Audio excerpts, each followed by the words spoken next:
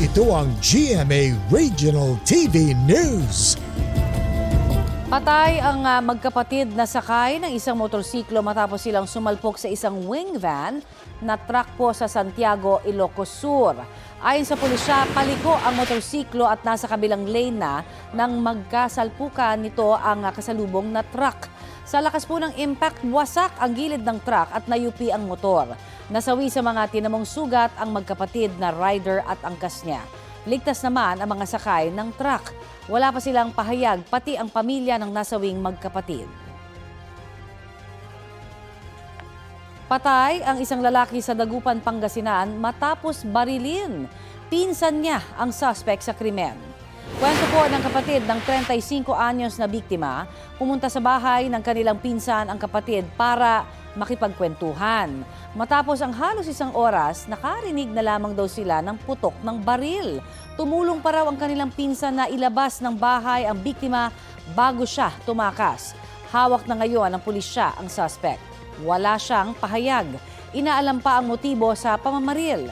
Desidido ang pamilya ng biktima na sampahan ng reklamo ang suspect. Ito ang GMA Regional TV News. Patay ang 69 na taong gulang na babae sa isang sunog sa Bacolod City. Sa gitna ng naglalagablab na apoy, sinubukan pero nabigo ang kanyang mister na sagipin siya. Nagtamo ang mister ng second-degree burn sa leeg at likod. Sa datos ng Bureau of Fire Protection, 6 na bahay ang nasunog. Ayon sa mga bumbero, pahirapan ang pagpula sa apoy dahil sa makipot na daan.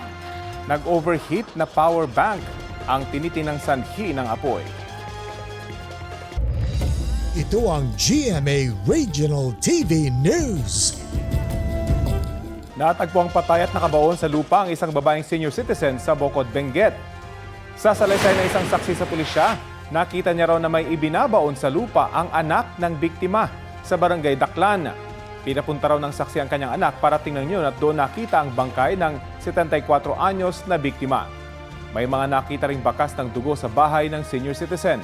Arestado ang kanyang anak na sinusubukan pang makuna ng pahayag.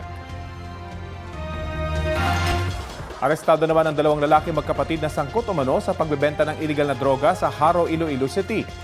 Nasabat sa mga suspect ang 70 gramo ng hinihinalang shabu na nagkakahalaga ng 476,000 pesos. Habang isinasagawa naman ang inventaryo, tumawag sa pamamagitan ng video call ang amo umano ng 2 suspect. Napagalamang person deprived of liberty ang nasabing amo na 3 beses na nakulong. Nagsagawa ng ground operation sa kulungan ng pulisya pero walang na-recover na cellphone mula sa kapangalan ng PDL na amo umano ng mga suspect.